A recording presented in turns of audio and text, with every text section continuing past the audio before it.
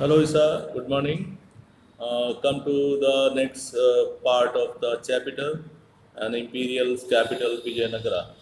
On the page number 177, 176 from. Like other capital city, the characteristics of this Vijayanagara is also that is a physical layout and building style. इस तरह बाकी capital city किसी Kings के या किसी empire में रहे हैं उसी तरह इसमें भी था।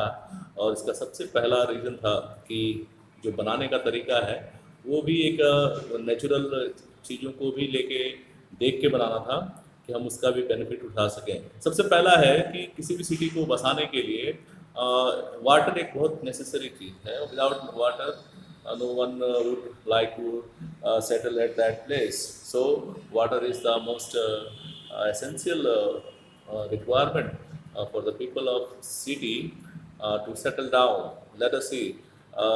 In India also, rest part of our country, most of the ancient cities were located at the bank of rivers, say Haridwar, Banaras, Allahabad, or whatever Delhi or something, whatever else you know about. The first is the water resource. यहाँ पे एक नदी थी तुंगभद्रा, और ये पूरा जो है एक बेसिन की तरह बनता था। बेसिन का मतलब होता है कि चारों तरफ ऊंचाई हो और बीच में खाली जगह हो, और चारों तरफ से जो स्ट्रीम्स है वो फ्लो करती थी और तुंगभद्रा रिवर में आके मिल जाती थी। The surrounding land is that is granite के हिल्स हुआ करते थे, यानी ग्रेनाइट की पहाड़ें थी, चट्टानें थी जो पहाड़ी को रूपती थी। That seem to form a garden around the city, और जो चारों तरफ से इस चीज़ को घेर के रखी हुई थी city. A number of streams flow down, बहुत सारे इसमें से पानी बहने के जो झरने थे वो आके इसमें मिलते थे। और it almost all cases embankments, और जगह जगह इसमें जो पानी बह के जाता था बह के, तो जगह जगह इसमें रोक लिया जाता था, एक तरह से स्टोरेज बना दिया जाता था, एम्बैंकमेंट, बांध जैसे छोटे छोटे, और उस बांध से आप अलग अलग इलाके में पानी लेके जा सकते थे। और इसमें creative reservoirs, create reservoirs for varying sizes, अलग अलग साइज के टैंक बने होते थे ज़मीन में, जिसको रिजर्वायर्स बोलते हैं। And this is one of the most gems of peninsula, और ये आपको पेनिनसुलर रीजन में अधिकतर मिल जाएगा। रीज़न ये है कि जो पेनिनसुलर एरिया में जो नदियाँ हैं वो बरसात के मौसम में ही फ्लो करती हैं, और बाकी सीजन में ये धीरे धीरे सूखने लगती हैं। अगर इम्बैंकमेंट हम ना बनाएं तो ये सारा पानी जो है बहते हुए समुद्र में चला जाएगा, और उस पानी का कोई मतलब या यूज़ नहीं हो पाएगा।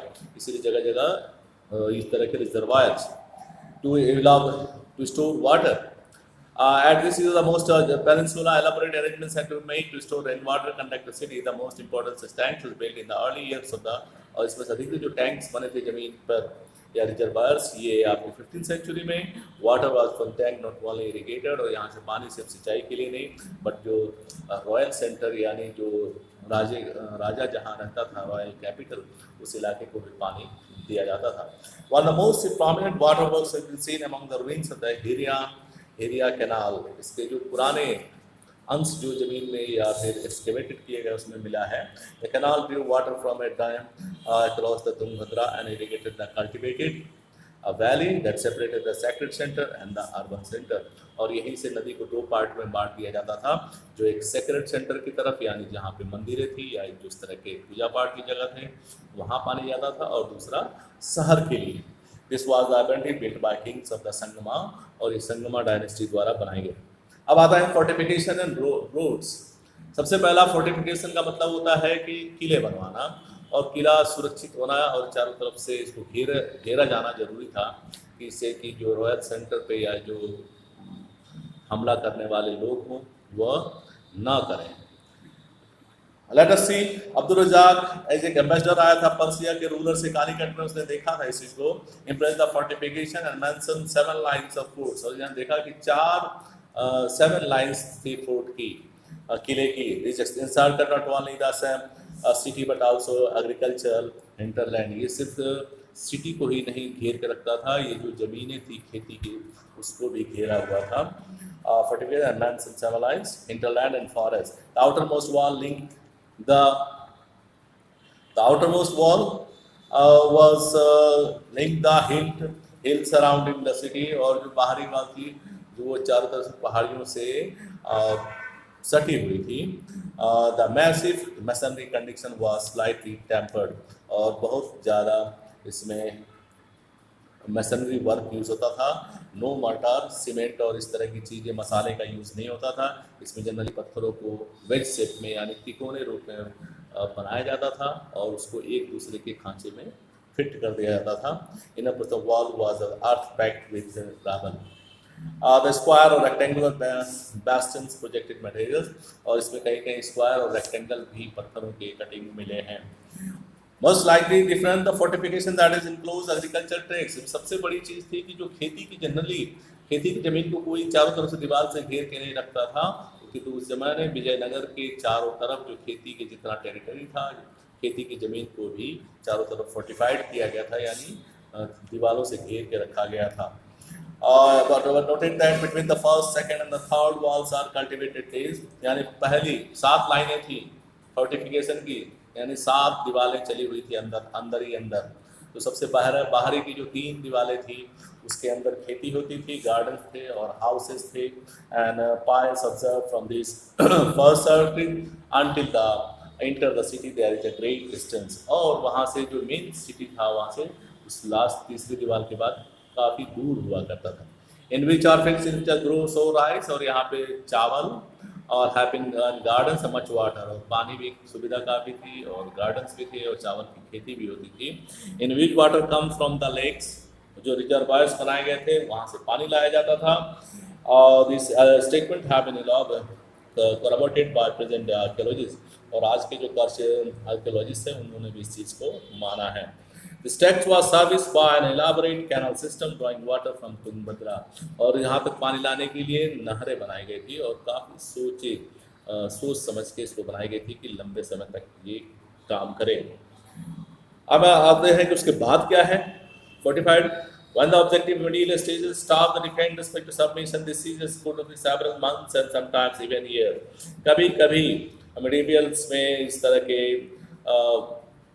खतरे भी आते थे कि जब भुखमरी या खेती नहीं होती थी तो उस कंडीशन के लिए काफ़ी खेती करना जरूरी था कि कभी सूखा पड़ जाए या समथिंग कुछ और हो जाए। Sometimes even years. Normally rulers tried prepared for such situation by building large grains with in the fortified areas, और इसके लिए कि खूब खेती करें लोग, अगर बीच में कुछ दिक्कत हो जाए या युद्ध शुरू हो जाए, बैटल शुरू हो जाए, तो उस कंडीशन के लिए हम अपने लोगों के लिए अनाज स्टोर करके रखें। इसके लिए बड़े बड़े ग्रैनुलेज बनाए गए थे, जिसको आज के डेट में हम गोडाउन्स कह सकते हैं। जब protecting the agriculture balance itself, इसीलिए ये लोग हर समय के लिए खेती में जो एरिया था उसको भी फोर्टिफाइड करके रखते थे, यानी चारों तरफ से घेर के कि कभी इसका नुकसान ना हो। जनरली बैटल में क्या होता था, अगर दूसरे लोग आ गए हमला कर दिए तो वो सबसे पहले खेती को नुकसान पहुंचाते थे, जिससे कि लोग जो शहर में रहने वाले या उस इलाके में रहने वाले लोगों को खाने पीने की कमी हो जाए। The second line of fortification went around the inner core of the urban complex and the third line surrounded by royal center। उसके बाद जो लाइन आती थी उसमें शहर होते थे और जो लास्ट की जो दीवारें होती थी उसके अंदर रॉयल सेंटर होता था, यानी राजा का और राजा के अधिकारियों का या उनके परिवार का निवास होता था। within which each set of major building is surrounded by its own high walls, और इस अंदर वाले सर्कल में अलग अलग बिल्डिंगें थी और सबकी अपनी अपनी दीवारें थी। The fort was entered through a well guarded gate।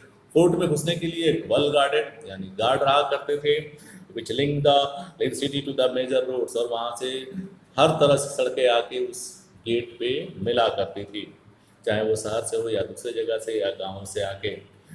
और gateways were distinctive architecture features that often define the structure, और यहाँ पे जो गेट बनाए गए थे, आपको पेज नंबर 171 के ऊपर आपको दिख रहा है कि gateway of the fortification wall, ऊपर एक गुंबद जैसा यानी डोम बना हुआ है।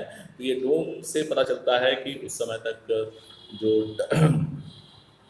इस्लामिक जो आर्किटेक्चर डिज़ाइन था वो इंडिया में आ चुका था, और ये सबसे पहले टर्किश जो सुल्तान थे उन्होंने इस चीज़ को इंडिया में इंट्रोड्यूस किया था।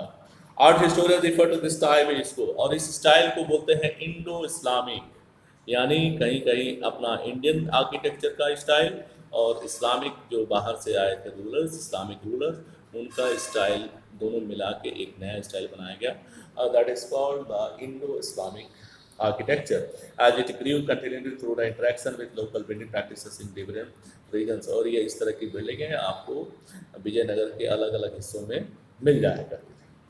Archaeologists have studied roads within the city and is leading out from it। Roads के बारे में भी लिखा आर्कियोलॉजिस्ट ने। These have been identified tracing paths through gateways, और ये पाथ गेटवेज तक आती थी। इसके दोनों तरफ फाइंड्स ऑफ पेमेंट्स, यानी दोनों तरफ फुटपाथ जैसे चीज बने हुए थे। Roads generally wound around through the valleys avoiding rocky stain, और ये जनरली नीचे के इलाके, पहाड़ी इलाकों में तो रोड नहीं थी, नीचे के इलाके में जो जमीन थी, एरिया थी, उसमें यह रोड फैले हुए थे। Some of the most important roads extended from temple gateways and were linked by bazaars, और टेम्पल से निकलने वाले रोड्स भी जो बाजार तक आते थे। अगला टॉपिक है द अर्बन कोर। इसमें हर तरह के लोग थे। अर्बन शहर core where is little archaeological evidence of houses of ordinary people. शहर में जनरली सामान्य लोगों के घर नहीं हुआ करते थे, यानी घर जो थे वो काफ़ी अच्छे स्टाइल के थे और महंगे थे, जिसकी वजह से गरीब लोगों को बनाना यह मुश्किल था। Archaeologist have found fine Chinese porcelain, और यहाँ पे जो खुदाई हुआ उसमें पोर्सलिन मिले हैं। पोर्सलिन जिसको बोलते हैं चीनी मिट्टी के, यानी जो चाइनीज पोर्सलिन का एरिया में कुछ मिला है, including the south eastern corner of the urban core and suggest that it may have been occupied by rich traders. और नॉर्थ और ईस्ट की तरफ जो कॉर्नर था, वहाँ की जो बिल्डिंगें थी वो काफ़ी अच्छी बनी हुई थी। ये इससे पता चलता है कि उधर जो है जो धनी व्यापारी रहा करते थे। This was also the Muslim residential, और यहाँ पे मुस्लिम रेसिडेंशियल क्वार्टर्स भी थे, क्योंकि उसमें वहाँ पे टॉम्स मिलते थे उनके घरों के ऊपर, और मस्जिदें भी होती थी located having distinctive feature. Yet there are examples that are the mandapas found in the temples of Hampi. और इतना सारा चीज़ होने के बाद भी यहाँ पे जो मंदिरें थी उसमें मंडप मिला करते थे। This is how the 16th century Portuguese traveller, और इस बात को पोर्टुगीज ट्रैवलर बरबोसा ने भी बताया। The houses of ordinary people, उसने सामान्य लोगों के घर भी बताए कि कैसे उनके घर थे। वो थैच के बने थे, यानी छप्पर के बने होते थे। these other houses of the people are thatched, not large but were built and arranged according to occupation, और सब अपने अपने ऑक्यूपेशन या अपनी क्षमता के हिसाब से उनके घरें बनी थी। इन लॉन्ग स्ट्रीट विच में ओपन प्लेसेस, और ये लंबे गलियों स्ट्रीट जैसे थे, और जो सड़क ओपन खाली जगहों पे। Field survey indicate, field survey में ये इंडिकेट बताता है कि numerous lines and small town, जो फील्ड सर्वे हुआ है उसमें जगह जगह मठ थे और टेम्पल्स हुआ करते थे छोटे छोटे। Pointed to the prevalence of variety of cults, अलग अलग हिस्सों में पाया जाता था, पर सपोर्टेड बाय डिफरेंट कम्युनिटीज, और अलग अलग कम्युनिटीज द्वारा वो सपोर्ट होती थी। The survey also link that wells, इसमें सर्वे में और क्या मिला, वेल्स मिले हैं, रेन वाटर टैंक मिले हैं, and was well as temple tank भी मिलते थे जो टेम्पल की यूज के लिए serve as the sources of water to the ordinary town, और यहीं से बाकी लोगों को भी पानी मिला करता था। नेक्स्ट टॉपिक जो है आपका रॉयल सेंटर, ये आपको कल के क्लास में मैं डिटेल करूँगा।